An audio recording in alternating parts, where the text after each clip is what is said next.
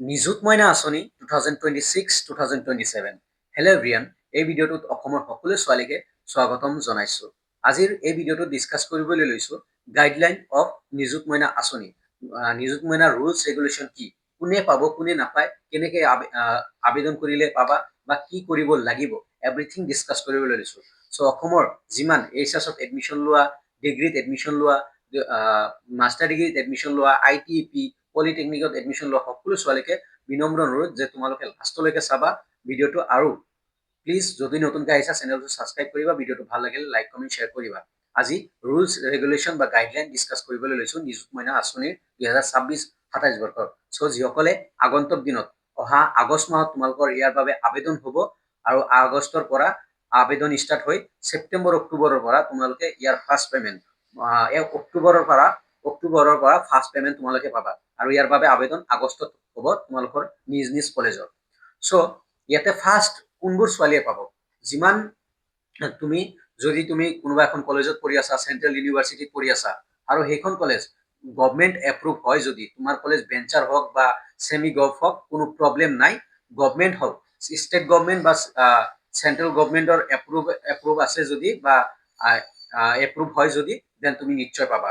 Just কোনবোৰ ছোৱালীয়ে নাপায়, প্ৰাইভেট কলেজত পঢ়ি থকা, প্ৰাইভেট ইউনিভাৰ্চিটিত পঢ়ি থকা ছোৱালীবোৰে ইয়াৰ পৰা বঞ্চিত হ'ব। প্ৰাইভেটত পঢ়ি থকা ছোৱালীবোৰে এপ্লাই কৰিব নোৱাৰে। অসমৰ আণ্ডাৰত বা চেণ্ট্ৰেল গভমেণ্টৰ আণ্ডাৰত যিমান কলেজ এণ্ড ইউনিভাৰ্চিটি আছে, চেণ্ট্ৰেল ইউনিভাৰ্চিটিতো যদি পঢ়ি আছা, দেন তুমি বিন্দাছ এপ্লাই কৰিব পাৰিবা।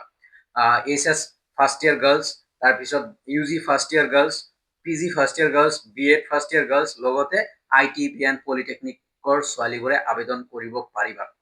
নেক্সট পইণ্টটো হ'ল যে তোমালোকে মষ্ট ইম্পৰ্টেণ্ট ক'ম যে তোমালোকে মুখ্যমন্ত্ৰী, যিবোৰ ছোৱালীয়ে মুখ্যমন্ত্ৰী নিযুত মইনা ল'বা, তোমালোকে HS স্কুটি ল'ব নোৱাৰা। যদি 18 এবভ আছে, দেন তোমালোকে স্কুটি ল'লে তুমি নিযুত মইনা ল'ব নোৱাৰিবা।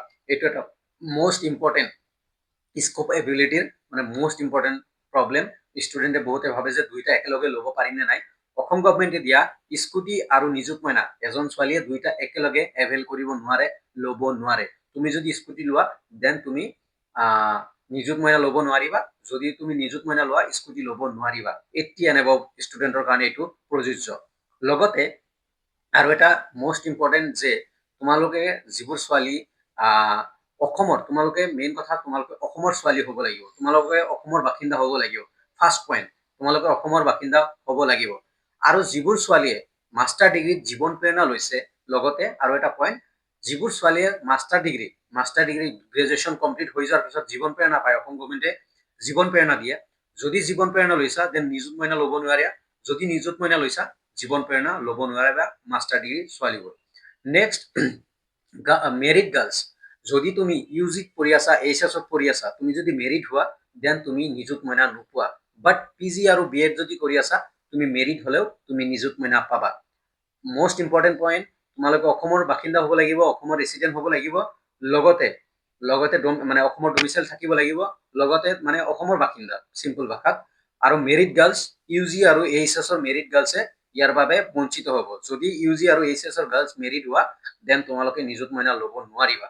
বাট PG আৰু BEdৰ গাৰ্লছে তোমালোকে মেৰিড হ'লেও নিযুত মইনা ল'ব পাৰিবা। আৰু BEdত যিবোৰ ছোৱালী আছে, সেইবোৰ ছোৱালীয়ে, যিবোৰ BEdৰ ছোৱালী, এইবোৰ ছোৱালীয়ে যদি কি কৰে, চাকৰি কৰে কিবা এটা, দেন সি এভেইল কৰিব নোৱাৰে, তাই ল'ব নোৱাৰে। যদি চাকৰি কৰি আছে বা ক'ৰবাত ছাৰ্ভিচত আছে, দেন ল'ব নোৱাৰে।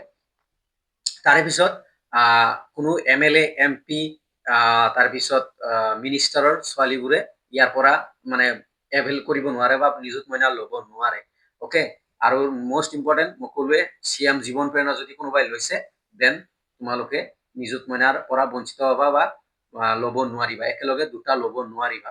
অ'কে, গাৰ্লছ, ইয়াতে মষ্ট ইম্পৰ্টেণ্ট গাৰ্লছ আৰু এটা মষ্ট ইম্পৰ্টেণ্ট লিখিছে যে তোমালোকৰ পইচাৰ কথা। ইয়াতে মই ক্ৰাইটেৰিয়াখিনি ক'লো।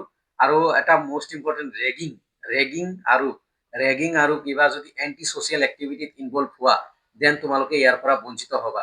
আৰু তোমালোকৰ ইয়াৰ বাবে ফেমিলি ইনকাম ধাৰণ কৰা নাই বা নিৰ্দিষ্ট কৰা নাই, বা ফেমিলি ইনকাম ফিক্স কৰা নাই, যাৰ ফেমিলি ইনকাম যেনেকুৱা হ'ব নো প্ৰব্লেম, ইয়াৰ বাবে কোনো ফেমিলি ইনকামৰ দৰকাৰ নাই। সকলো ছোৱালীকে দিব। ফাৰ্ষ্ট ডিভিজন পোৱা, ছেকেণ্ড ডিভিজন পোৱা, থাৰ্ড ডিভিজন পোৱা সকলো ছোৱালীয়ে পাবা। কেৱল ক্ৰাইটেৰিয়াখিনি কি যে তোমালোকে নিযুত মইনা ল'লে স্কুটি ল'ব নোৱাৰা, স্কুটি ল'লে নিযুত মইনা ল'ব নোৱাৰা। PG গাৰ্লছ যদি তুমি জীৱন প্ৰেৰণা লোৱা দেন তুমি নিযুত মইনা ল'ব নোৱাৰা, যদি নিযুত মইনা লোৱা জীৱন প্ৰেৰণা ল'ব নোৱাৰা। তাৰে পিছত তোমালোকৰ কি আৰু এটা যে HS আৰু ডিগ্ৰীৰ ষ্টুডেণ্ট যদি মেৰিড হোৱা দেন তুমি বঞ্চিত হ'বা। মেৰিড মানে মেৰিড অনলি PG আৰু BEডৰ, PG গাৰ্লছ আৰু BEড গাৰ্লছ যদি মেৰিড হয় দেন তথাপিও পাব সিহঁতে, বাট HS আৰু ডিগ্ৰীৰ ছোৱালীবোৰে নাপায়, মেৰিড হ'লেও নাপায়।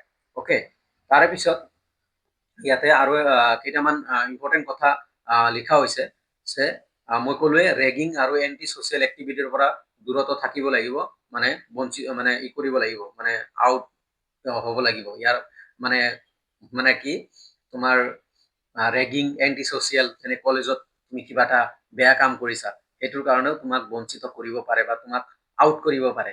অ'কে, তাৰে পিছত প্ৰাইভেটৰ কথাখিনি ক'লো যে প্ৰাইভেটৰ ছোৱালীবোৰে কৰিব নোৱাৰে, যিবোৰ ষ্টুডেণ্ট প্ৰাইভেটত পঢ়ি আছে।